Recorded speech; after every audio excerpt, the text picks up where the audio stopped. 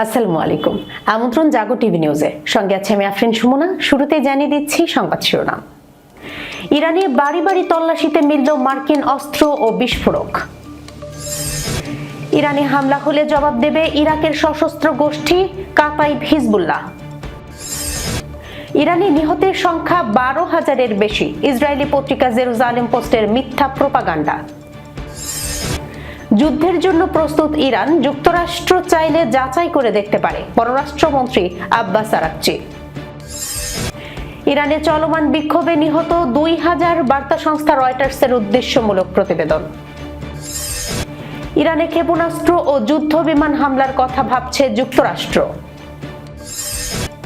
ভারতের সঙ্গে সংঘাতের পর অস্ত্র রপ্তানিতে জোয়ার পাকিস্তানের। এবার পাকিস্তান থেকে 40টিরও বেশি JF-17 যুদ্ধ বিমান কিনছে ইন্দোনেশিয়া। বাংলাদেশের বাহিনীগুলোর কোনো পদক্ষেপ ভারতের বিরুদ্ধে নয়, ভারতীয় সেনাপ্রধান। দর্শক, শিরোনাম শুনছিলেন, এবার জানিয়ে দিচ্ছি বিস্তারিত।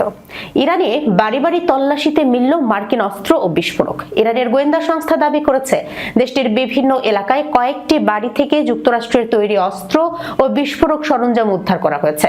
সংস্থাটির ভাষ্য অনুযায়ী এসব অস্ত্র সশস্ত্র গোষ্ঠীর সদস্যরা গোপনে ওই বাড়িগুলোতে লুকিয়ে রেখেছিল। খবর আল জাজিরার।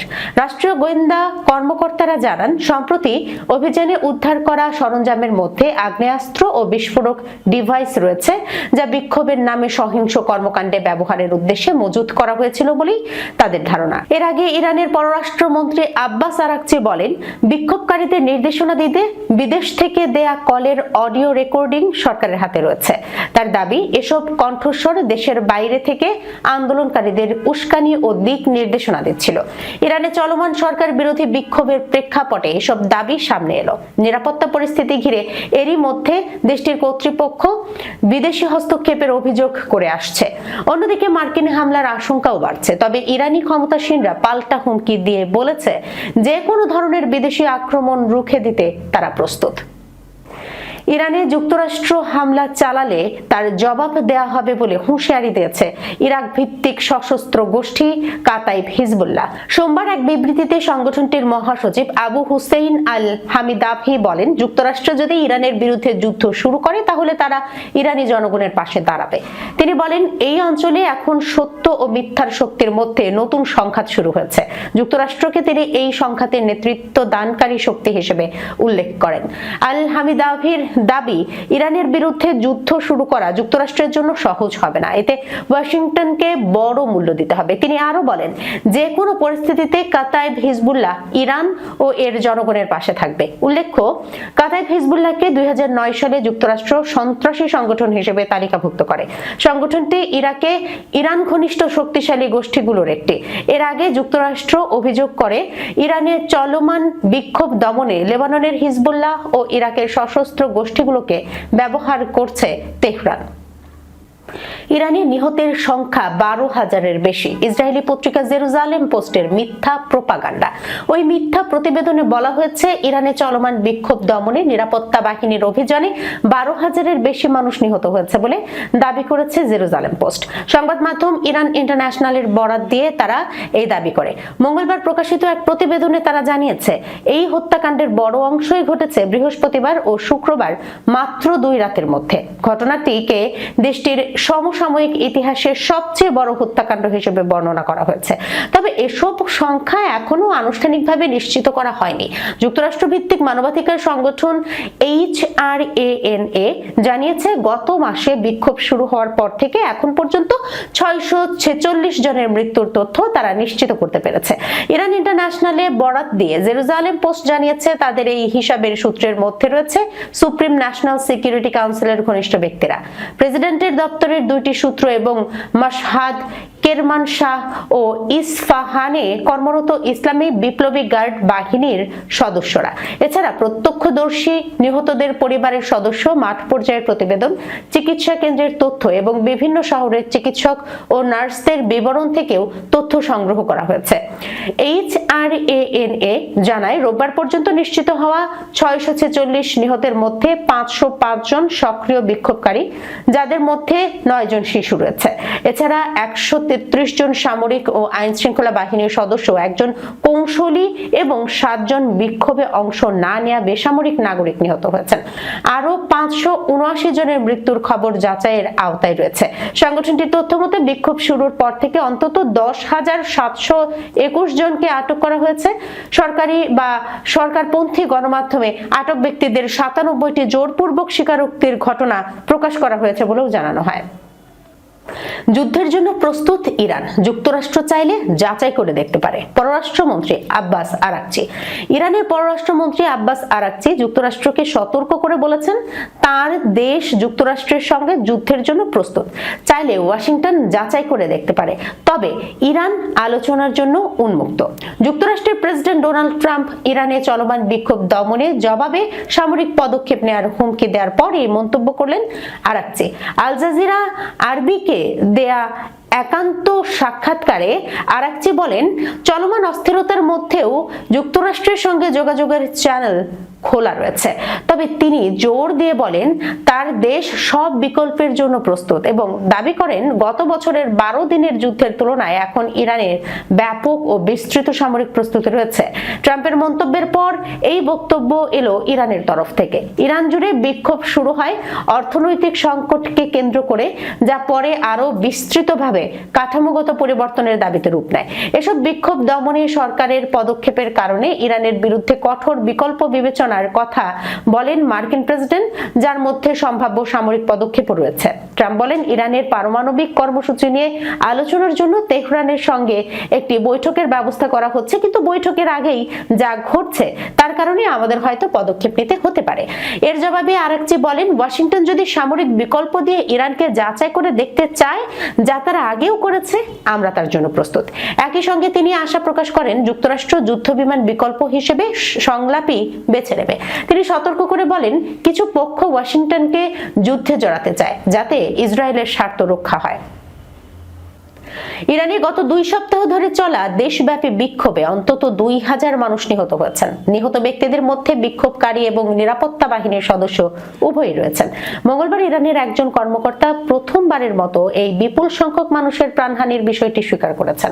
ব্রিটিশ বার্তা সংস্থা রয়টার্স এমনই একটি উদ্দেশ্যমূলক খবর প্রকাশ করেছে, কিন্তু রয়টার্স জানায়নি কে এই ব্যক্তি। রিপোর্টে শুধু অদৃশ্য এক ইরানি কর্মকর্তার কথা বলা হয়েছে। রয়টার্সের প্রতিবেদনে বলা হয়, ইরানি কর্মকর্তা দাবি করেছেন বিক্ষোভকারী ও নিরাপত্তা বাহিনীর সদস্যদের মৃত্যুর পেছনে সন্ত্রাসীরা দায়ী। তবে নিহতদের মধ্যে কতজন সাধারণ নাগরিক আর কতজন নিরাপত্তা বাহিনীর সদস্য সে বিষয়েও কোনো সুনির্দিষ্ট তথ্য দেননি তিনি। চরম অর্থনৈতিক সংকটের জেরে শুরু হওয়া এই বিক্ষোভ গত 3 বছরের মধ্যে ইরানের নেতৃত্বের জন্য সবচেয়ে বড় অভ্যন্তরীণ চ্যালেঞ্জ হিসেবে দেখা দিয়েছে। গত বছর ইসরায়েল ও যুক্তরাষ্ট্রের হামলার পর থেকে ইরান যখন তীব্র আন্তর্জাতিক চাপের মুখে রয়েছে, ঠিক তখনই দেশটিতে এই গণবিক্ষোভ ছড়িয়ে পড়ল। প্রতিবেদনে বলা হয়, 1979 সালের ইসলামী বিপ্লবের পর থেকে ক্ষমতায় থাকা দেশটির ধর্মীয় কর্তৃপক্ষ এই বিক্ষোভ দমনে দ্বিমুখী নীতি গ্রহণ করেছে। একদিকে তারা অর্থনৈতিক সমস্যার কারণে সৃষ্ট বিক্ষোভকে বৈধ বলে অভিহিত করেছে, অন্যদিকে রাজপথ কঠোর নিরাপত্তা অভিযান চালাচ্ছে। বিক্ষোভের পেছনে যুক্তরাষ্ট্র ও ইসরায়েলের ইন্ধন রয়েছে দাবি করে তেহরান বলছে, নাম পরিচয়হীন সন্ত্রাসীরা এই আন্দোলনকে ছিনতাই করেছে। এর আগে একটি মানবাধিকার সংস্থা শত শত মানুষের মৃত্যু ও হাজার হাজার মানুষকে গ্রেপ্তারের খবর জানিয়েছিল। তবে ইন্টারনেট সংযোগ বিচ্ছিন্ন করা সহ বিভিন্ন কড়াকড়ির কারণে দেশটিতে তথ্যের প্রবাহ মারাত্মকভাবে ব্যাহত হচ্ছে। ইরানে ক্ষেপণাস্ত্র ও যুদ্ধবিমান হামলার কথা ভাবছে যুক্তরাষ্ট্র। ইরানের উপর চালানো যেতে পারে এমন বেশ কয়েকটি সামরিক ও গোয়েন্দা পদক্ষেপের বিষয়ে প্রেসিডেন্ট ডোনাল্ড ট্রাম্পকে জানিয়েছেন মার্কিন কর্মকর্তারা। যুক্তরাষ্ট্রের বিবিসির অংশীদার সিবিএস নিউজকে এমন তথ্য জানিয়েছেন মার্কিন প্রতিরক্ষা মন্ত্রণালয়ের 2 জন কর্মকর্তা। সূত্রগুলো বলছে, সম্ভাব্য মার্কিন পদক্ষেপের ক্ষেত্রে দূরপাল্লার ক্ষেপণাস্ত্র হামলা এখনো একটি বিকল্প হিসেবে রয়েছে। তবে পেন্টাগনের কর্মকর্তারা সাইবার অভিযান এবং মনস্তাত্ত্বিক চাপ তৈরির জন্য প্রচারণার বিষয়েও প্রস্তাব দিয়েছেন। সোমবার ট্রাম্প ঘোষণা করেছেন ইরানের সঙ্গে বাণিজ্যিক সম্পর্ক থাকা দেশগুলোর পণ্যের উপর 25% শুল্ক আরোপ করা হবে। এরই মধ্যে মানবাধিকার সংস্থাগুলো বলছে গত 3 সপ্তাহে সরকার বিরোধী বিক্ষোভে 6 শতাধিক মানুষ নিহত হয়েছে। ইরানের পররাষ্ট্রমন্ত্রী জানিয়েছেন তেহরান ওয়াশিংটনের সঙ্গে আলোচনায় আগ্রহী, তবে তারা যুদ্ধের জন্য প্রস্তুত রয়েছে। সূত্রগুলো বলছে মঙ্গলবার হোয়াইট হাউসে ট্রাম্পের জাতীয় নিরাপত্তা দল ইরান নিয়ে বিকল্পগুলো আলোচনা করতে বৈঠক করবে। তবে প্রেসিডেন্ট নিজ বৈঠকে উপস্থিত থাকবেন কিনা তা স্পষ্ট নয়। এর আগে মার্কিন প্রেসিডেন্ট বলেছিলেন আরো বিক্ষোভকারী নিহত হলে তার সেনাবাহিনী খুব শক্তিশালী বিকল্প বিবেচনা করছে। ট্রাম্প দাবি করেছেন ইরানি নেতারা তাকে আলোচনার জন্য ফোন করেছেন, তবে তিনি বলেছেন যুক্তরাষ্ট্রকে বৈঠকের আগেই পদক্ষেপ নিতে হতে পারে। ইরানি মুদ্রার পতন এবং অর্থনৈতিক অব্যবস্থাপনা নিয়ে ক্ষোভ এখন দেশটির সর্বোচ্চ নেতা আয়াতুল্লাহ আলী খামেনির জন্য বৈধতার সংকটে পরিণত হয়েছে। সোমবার হোয়াইট হাউসের প্রেস সেক্রেটারি ক্যারোলিন লেভিট জানিয়েছেন ইরানের এক কর্মকর্তা ট্রাম্পের বিশেষ দূত স্টিভ উইটকফের সঙ্গেও যোগাযোগ করেছেন। তিনি বলেন তেহরানের প্রকাশ্য অবস্থান প্রশাসন যে বার্তা গোপনে পাচ্ছে তার থেকে বেশ আলাদা। ভারতের সঙ্গে সংঘাতের পর অস্ত্র রপ্তানিতে জোয়ার পাকিস্তানের। এবার পাকিস্তান থেকে 40টিরও বেশি JF-17 যুদ্ধবিমান কিনছে ইন্দোনেশিয়া। দক্ষিণ পূর্ব এশিয়ায় নিজেদের সামরিক সক্ষমতা বাড়াতে পাকিস্তানের কাছ থেকে JF-17 থান্ডার যুদ্ধবিমান কেনার প্রক্রিয়া শুরু করেছে ইন্দোনেশিয়া। পাকিস্তান ও চীনের যৌথ প্রযুক্তিতে তৈরি এই যুদ্ধবিমানটি নিয়ে দুই দেশের মধ্যে আলোচনা এখন চূড়ান্ত পর্যায়ে রয়েছে। এক প্রতিবেদনে জানানো হয়েছে ইন্দোনেশিয়া 40টিরও বেশি JF-17 থান্ডার কেনার পরিকল্পনা করছে। সম্প্রতি ইন্দোনেশিয়ার প্রতিরক্ষা মন্ত্রী সাফরি শামসুদ্দিন এবং পাকিস্তানের বিমান বাহিনী প্রধান air chief marshal Zakir Ahmed Babar সিধুর মধ্যে অনুষ্ঠিত এক বৈঠকে এই প্রতিরক্ষা চুক্তির রূপরেখা নিয়ে বিস্তারিত আলোচনা হয়। এই সম্ভাব্য চুক্তিতে কেবল যুদ্ধ বিমানই নয়, পাকিস্তানের তৈরি অত্যাধুনিক শাহপর ড্রোন কেনার বিষয়টিও গুরুত্ব পাচ্ছে।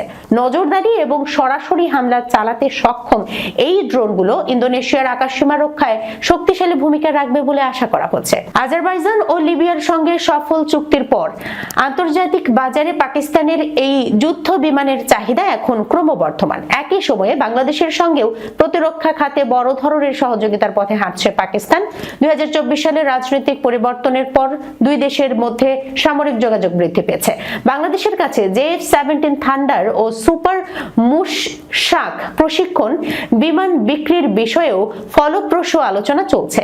উন্নত প্রযুক্তি এবং তুলনামূলক কম খরচে দ্রুত সরবরাহের নিশ্চয়তা থাকায় অনেক দেশই এখন পশ্চিমা দেশগুলো তৈরি ব্যয়বহুল বিমানের বিকল্প হিসেবে JF-17 থান্ডারকে বেছে নিচ্ছে। এই ধরনের চুক্তিগুলো এশীয় অঞ্চলে নতুন সামরিক ভারসাম্য তৈরি করবে বলে মনে করছেন প্রতিরক্ষা বিশেষজ্ঞরা। ভারতের সেনাপ্রধান জেনারেল উপেন্দ্র দ্বিবেদী বলেছেন বাংলাদেশের চলমান পরিস্থিতির উপর নয়াদিল্লি নিবিড়ভাবে নজর রাখছে এবং কোনো ধরনের ভুল বোঝাবুঝি বা ভুল ব্যাখ্যা এড়াতে দুই দেশের সামরিক বাহিনীর মধ্যে যোগাযোগের সব চ্যানেল খোলা রাখা হয়েছে। আজ মঙ্গলবার বিকেলে ভারতীয় সশস্ত্র বাহিনীর বার্ষিক সংবাদ সম্মেলনে তিনি এসব কথা বলেন।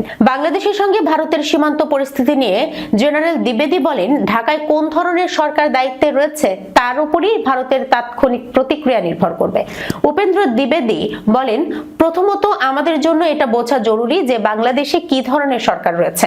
যদি এটি অন্তর্বর্তী সরকার হয় তাহলে দেখতে হবে তারা যে পদক্ষেপগুলো নিচ্ছে সেগুলো পরবর্তী 4 থেকে 5 বছরের জন্য নাকি কেবল 4 থেকে 5 মাসের জন্য। আমাদের বিচার করতে হবে আদৌ কোনো তাৎক্ষণিক প্রতিক্রিয়ার প্রয়োজন আছে কিনা। ভারতের 3 বাহিনী বাংলাদেশে তাদের প্রতিপক্ষদের সঙ্গে সক্রিয় যোগাযোগ বজায় রাখছে জানিয়ে জেনারেল দ্বিবেদী বলেন দ্বিতীয়ত আজকের দিন পর্যন্ত 3 বাহিনীর সব যোগাযোগের চ্যানেল পুরোপুরি খোলা রয়েছে। ভারতীয় সেনাবাহিনীর একাধিক যোগাযোগ চ্যানেল চালু আছে এবং আমি সেখানে তাদের সেনাপ্রধানের সঙ্গে নিয়মিত যোগাযোগ রাখছি। একইভাবে অন্যান্য চ্যানেলের মাধ্যমেও আমরা যোগাযোগ বজায় রাখছি। ভারতের সেনাপ্রধান জানান বাংলাদেশের সংখ্যালঘুদের উপর বিশেষ করে হিন্দুদের উপর হামলার ঘটনা বাড়ার প্রেক্ষাপটে পরিস্থিতি মূল্যায়নের জন্য ভারত ইতিমধ্যেই একটি প্রতিনিধি দল পাঠিয়েছে। উপেন্দ্র দ্বিবেদী বলেন আমরা একটি প্রতিনিধি দল সেখানে পাঠিয়েছিলাম যারা মাঠ পর্যায়ে সবার সঙ্গে দেখা করেছে। একইভাবে নৌবাহিনীর প্রধান ও বিমান বাহিনীর প্রধানও তাদের সমকক্ষদের সঙ্গে কথা বলেছেন। জেনারেল দ্বিবেদী জোর দিয়ে বলেন এই উদ্যোগের উদ্দেশ্য ছিল বাহিনীগুলোর মধ্যে স্পষ্টতা নিশ্চিত করা। আমাদের লক্ষ্য হলো কোনো ধরনের ভুল যোগাযোগ বা ভুল বোঝাবুঝি যেন না হয়। দর্শক, এই ছিল এখনকার মতো জাগো টিভি নিউজে। যাবার আগে সংবাদ শিরোনামগুলো জানাচ্ছি আরো একবার। ইরানে বাড়ি বাড়ি তল্লাশিতে মিলল মার্কিন অস্ত্র ও বিস্ফোরক। ইরানে হামলা হলে জবাব দেবে ইরাকের সশস্ত্র গোষ্ঠী কাতাইব হিজবুল্লাহ। ইরানে নিহতের সংখ্যা 12,000-এর বেশি, ইসরায়েলি পত্রিকা জেরুজালেম পোস্টের মিথ্যা প্রোপাগান্ডা। যুদ্ধের জন্য প্রস্তুত ইরান, যুক্তরাষ্ট্র চাইলে যাচাই করে দেখতে পারে, পররাষ্ট্রমন্ত্রী আব্বাস আরাকচি। ইরানে চলমান বিক্ষোভে নিহত 2000, বার্তা সংস্থা রয়টার্সের উদ্দেশ্যমূলক প্রতিবেদন। ইরানে ক্ষেপণাস্ত্র ও যুদ্ধ বিমান হামলার কথা ভাবছে যুক্তরাষ্ট্র। ভারতের সঙ্গে সংঘাতের পর অস্ত্র রপ্তানিতে জোয়ার পাকিস্তানের, এবার পাকিস্তান থেকে 40টিরও বেশি JF-17 যুদ্ধ বিমান কিনছে ইন্দোনেশিয়া। বাংলাদেশের বাহিনীগুলোর কোনো পদক্ষেপ ভারতের বিরুদ্ধে নয়, ভারতীয় সেনাপ্রধান। এখনকার মতো এই পর্যন্ত। এতক্ষণ পর্যন্ত যারা সঙ্গে ছিলেন সবাইকে অসংখ্য ধন্যবাদ। আল্লাহ হাফেজ।